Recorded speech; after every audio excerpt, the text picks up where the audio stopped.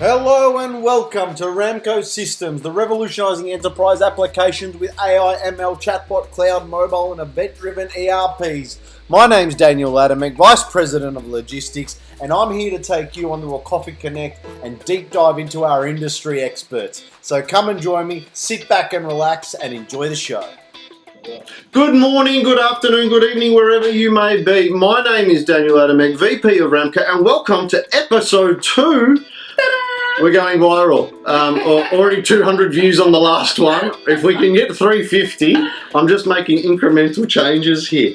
I have with me the lovely, fantastic Natalie Matthews. Hi guys. Now, I was going to introduce Natalie. I was thinking, entrepreneur, change manager, project manager, an e-commerce expert, and I was like, Natalie is incredible. So first of all, Australia Post, Toll Logistics, Mercedes-Benz, Jaguar, like the extensive part of it is huge.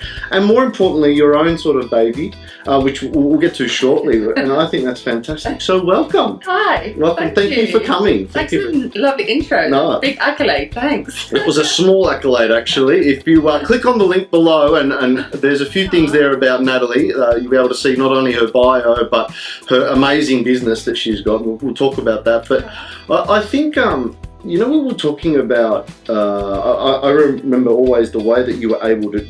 We worked together, by the way, at Ramco, at Toll. We put it in, we helped, and Natalie just blew me away with always bringing us back to sort of saying, respect what the end user's doing, right? Like, what are they going through, right? Because you can write it, and you did amazing videos in that training guide, right? Just easy to click, easy to show, because we all think differently. Totally, right? Totally. I think also just like at the end of any IT project really is about the solution, the problem. What is the problem? Who is the user and why?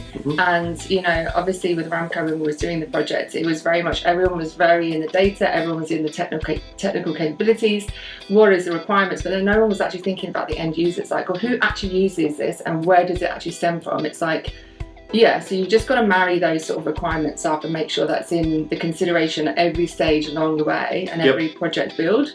And I would say that's probably an area that I would say on our part was probably a weakness, I think. But we did get there eventually, pulled it back around, I think. But I think the process would have been easier had we kind of actually maybe interviewed the drivers a bit better. That's a good idea. Given them and understood their technical capabilities as well. I think that would have been kind of handy.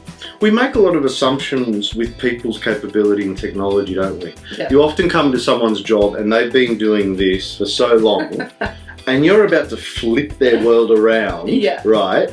And you grab some information from them and you go, yeah, I know what you do, it's fine, just leave it with me. Yeah, totally. Right?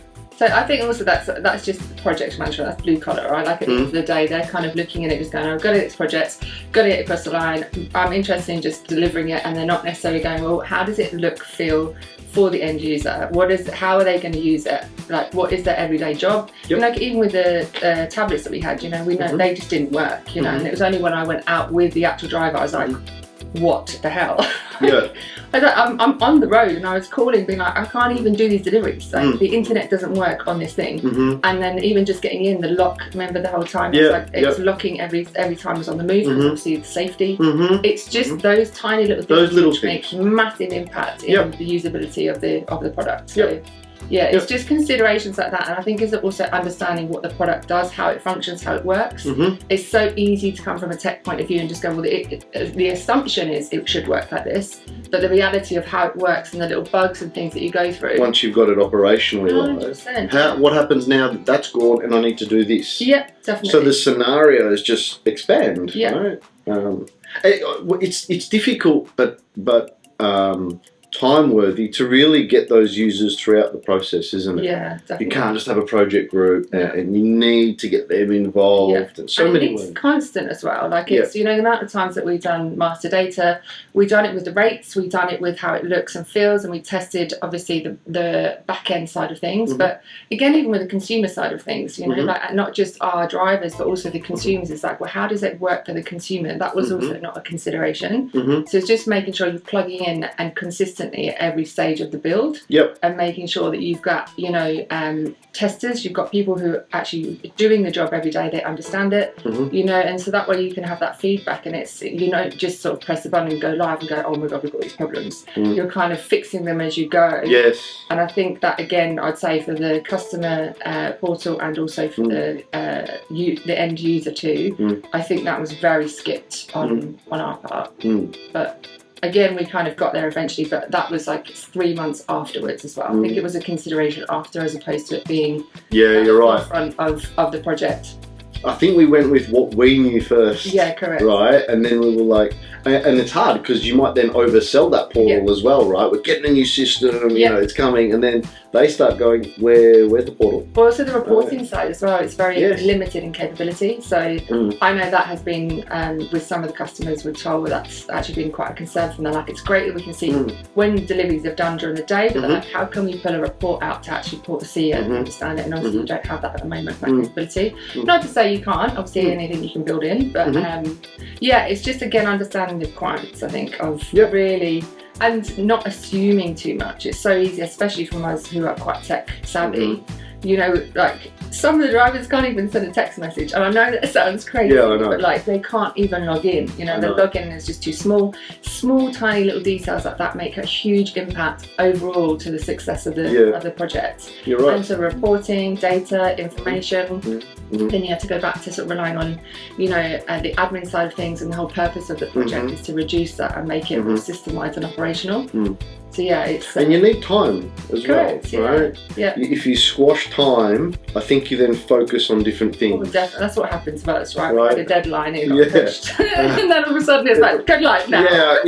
Go live. Right now, and it's like, oh God, what are we gonna do? We know. I mean, I told you, I knew we had to go live, but I was like, this is going to have a knock-on effect. We're going to have to hire people, admin.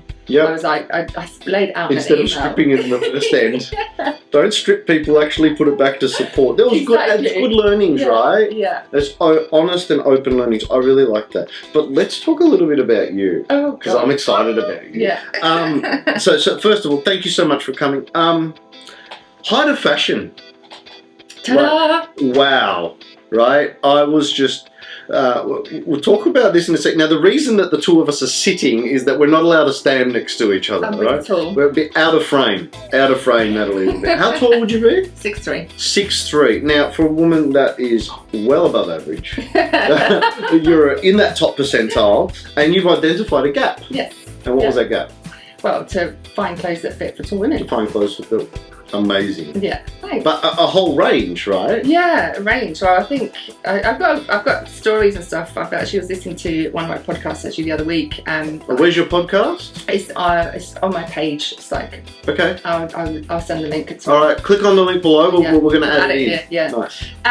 Yeah, basically it's how I started, why I started, and obviously the things that I've gone through. But in short, the story basically is obviously being 6'3" myself. Couldn't find clothes. Always struggled. Learned to sew at 14, and then eventually just was like, I'm going to have my own business one day in clothing, and I just got into e-com, got into marketing.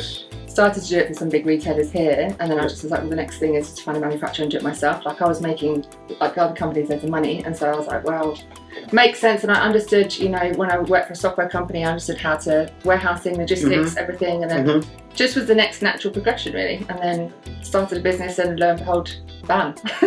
So Natalie says just a few little players, like we're talking, you know, Forever New, Jeans West, Pure Baby. So someone might think, I don't know if you ever do this, but I wanted to go through and just from heightofashion.com, here are some of the reviews that I've read, and it just take all my money.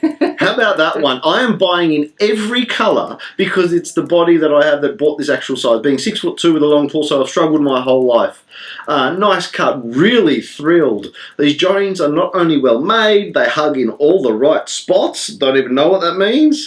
Love them, love the length, perfect fit, obsessed. I am absolutely obsessed. The body thing is amazing, the length is perfect, the arms are so long. I will be purchasing in every colour. Like, that must make you feel good, It right? does. The stories that I have. The purpose. Yeah. If you drive the why, 100%. this is your why. Yeah, surely, right? totally. I mean, there's many a times, I mean, anybody who is an entrepreneur will probably say, it's so hard. You go through the ups and downs, the highs and lows. But I think it's the purpose behind the business and what it does that absolutely keeps me going. So, and I've got so many amazing stories. I've had like people overcome bullying. One girl was almost suicidal, and really? yeah, she's kind of turned her life around because I was obviously such a strong influence for her. Like, wow. There's just so many amazing stories that my business does. It's more than fashion, and it always has been, and that's honestly what's kept me going, and that's what I love. You talk about that in terms of that inspiration.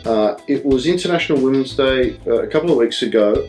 Now, you did something interesting there. Tell us about that. Yeah, I put together a talk show. Well, not a talk show, it was a panel with six other ladies in business. So we had 6 other businesses, and we just discussed, what it's like to be a female founder, their highs and lows, what started, difficulties, what they're doing to thrive in a difficult economy. It was really amazing. So we had it was across 3 different sites and streamed it, and we had about, I think, 120 businesses all stream in and listen as well. Wow. So it was amazing. Wow, yeah, the so impact, really the fold. 6 on a panel, 120 streaming. Yeah. So, talk to me, your e-commerce background, has that been able to sort of influence how logistically you adapt? Oh, totally. Yeah. Totally. I mean, obviously, I wouldn't even be able to come in and consult, I don't think, if I didn't have that understanding and that background either, and hands-on and knowing, again, from a user point of view, you go back to the user thing, it's like I know exactly from a user with a business and being an entrepreneur, the problems and the issues, and then I can understand how that works from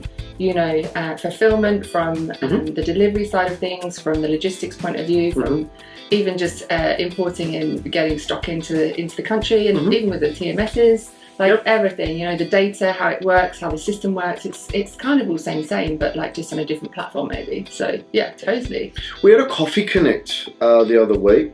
There were some great people here. Kate Lee, another person that worked on Ramco, now at 4PL. Shout out to them. I might click the link below. Bruce Wilson was here. Some ex-Linfox people, ex-Toll people, all that, the boundaries. And we were talking about digital transformation, right? Yeah.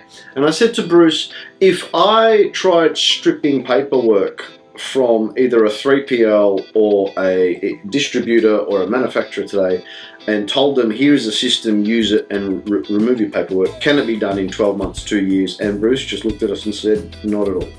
He said, there's a long journey to go in the 3PL market. Okay, sure. Because a lot of those receivers are stamping, PODs are still paid on that. Yeah. It's very difficult to shift that mindset.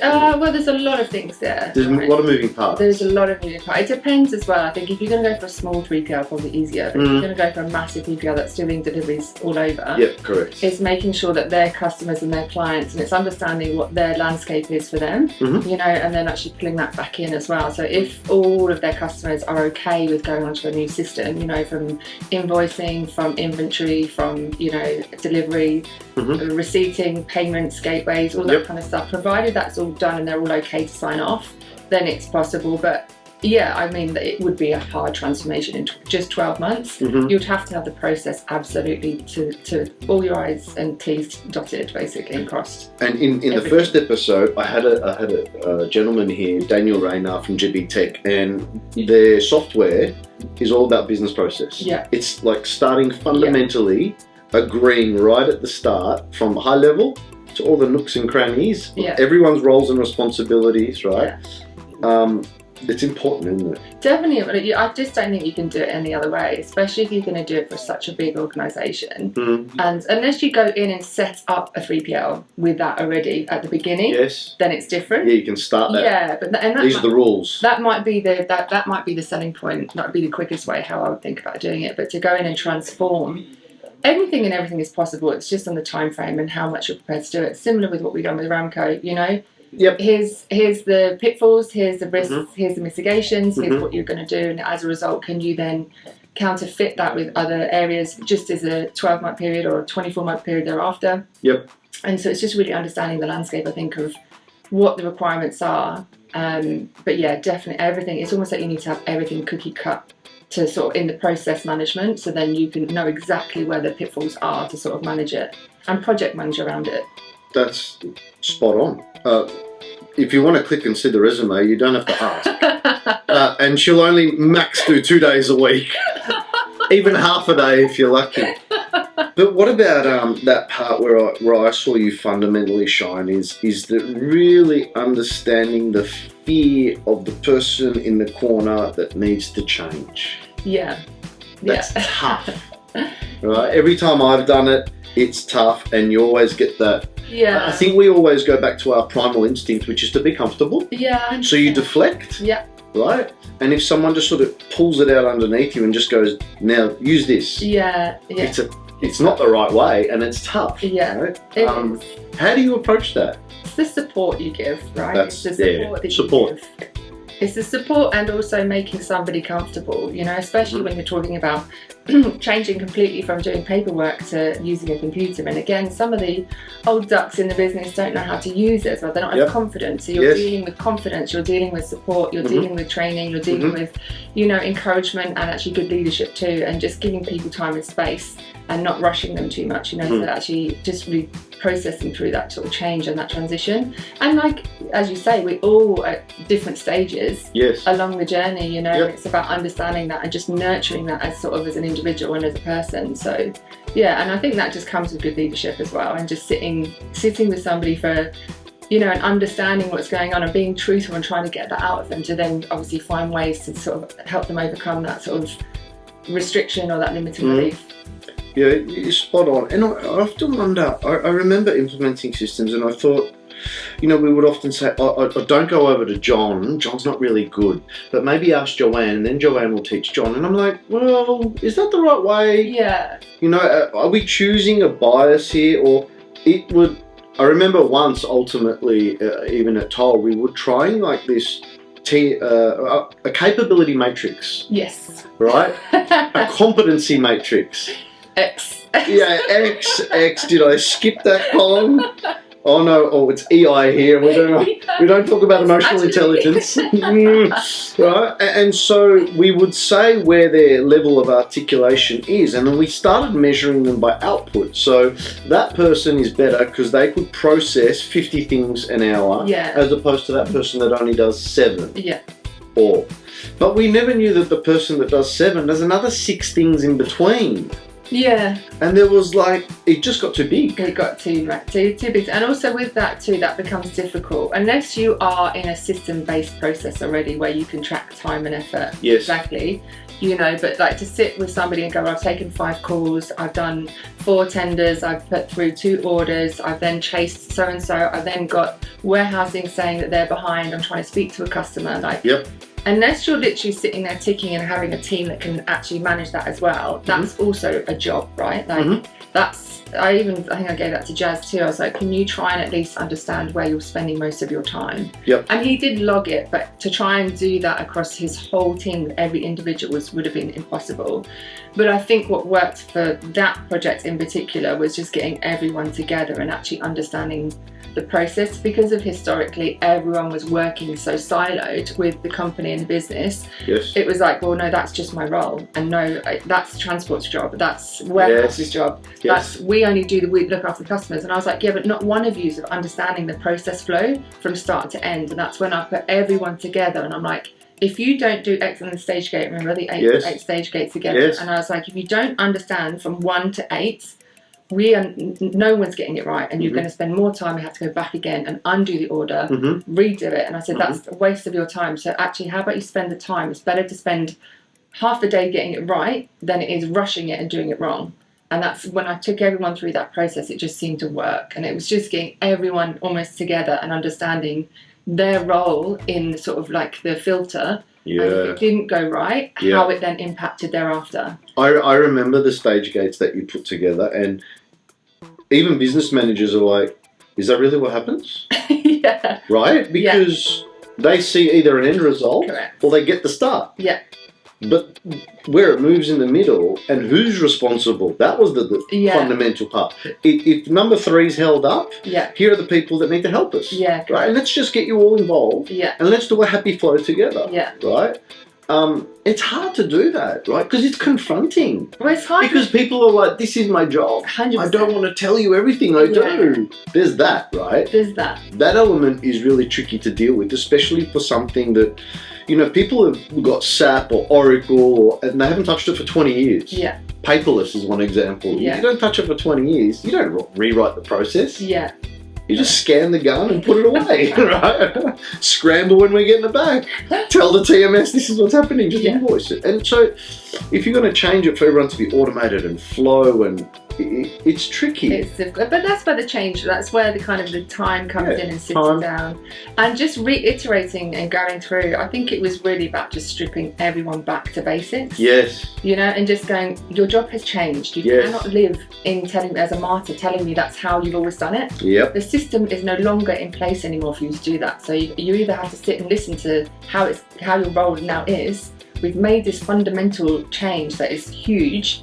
You've got to either adapt or there is no other alternative, and you have to follow this stage gate, or you'll be sitting here till sort of like 5, 6, and you're not going to enjoy your job. Like this is it, and it's those uncomfortable truths sometimes as a leader that you have to just sort of say and share. And then over time, you know, it gets better and easier, and they do start to see the wins, and you do start to sort of see how it has changed. You know, even with the ratings, eventually we got there with the invoicing. It's like, oh, it's actually working. Oh, we can see what we're losing out on. Utilization. Oh, amazing. Actually, we can see we're not utilizing these trucks as much. Spot on. Yeah. So it's. And they were able to sort of identify where they're losing money for the first time in like, what, 4 years? At least. It was a tricky business to start off with, right? Just with the rates. Because the rates, we had that discussion. And you know what the funny thing is? You talk about that, you're right, that uncomfortable point where the conversation is, but if you don't help, we're trying to help you. And you're right, the leadership, if they can come in, you know, we want to help. And just set the tone. Because you can't be a leader from far away. But you've got to have cadence, right? You've got to have cadence of people, and that's why obviously I've got all the sites involved. Every week I have a site management meeting, and I'd just lay it on the line and be like, this is it. We are here, and you know, talk to me, be honest with me, tell me, you know, what isn't working, how are you going? I was like, there's no point burying my head in the sand and telling me it's not. I can see from the facts and figures what you're putting through if you're doing it right. So be honest with me and be vulnerable with me, and I can help you. I can like fly someone over to the state, or I can, you know, we can support you in different ways, and that's when it really, I think, transformed and changed as well. Yeah, see, the support. Go back to that support. Yeah. How about this one? Oh my god! Oh my god! Oh my god! 5 stars. HOF, which I don't even want to translate. These pants are freaking amazing. The length is next level. Incredible, and the fabric is so soft. I want the grey and the white next. Wow. Love, love, love. I never write reviews, right? I expect people to do it if I have a business, right? I'm like, please just. You're a bloke, it's mandatory on eBay. I have the black ones already. I knew these would be perfect, but the colour is just amazing. Versatile colour to mix up my black activewear. Wow, there you go. That is so cool. I think because it's such a problem, people don't realise obviously how big the problem is, and as a result, you know, when you do find something that fits, people want to leave reviews. You know, they want to. Also, it's supporting a small business too, right? Yeah, that's true. A lot of girls know it's a small business and it's me, and as a result, they're trying to really, you know, help it along. You know, and that's without my customer, I wouldn't be in business either. Hey. heightofashion.com, please check it out. Absolutely amazing. There's some links on the below. Watch this. If you can send a comment, if you're a Height of Fashion even customer, we're going to link you in. We'd love to have you have some feedback below. Natalie Matthews, thank you so much for your time. Yeah, it's been amazing. Thanks for the shout out. What an honour. Thank you. So cool. Absolute entrepreneur. Not only someone that can deal with corporate, but can deal with an absolute front line. You know, we were chucking her into trucks. Of course, they had to be over cab and over height, but we got her in there eventually. And absolutely understands the fundamental of change, communication, project management, and is able to really lay the foundation to not only create easy change, but to make sure that, you know, what you get through is fundamentally sound and collaborated with. Natalie, thank you so much again. No, appreciate it. Thanks for having me. Thanks, guys. That's it for episode 2. Click, like, subscribe. That's me. See you later.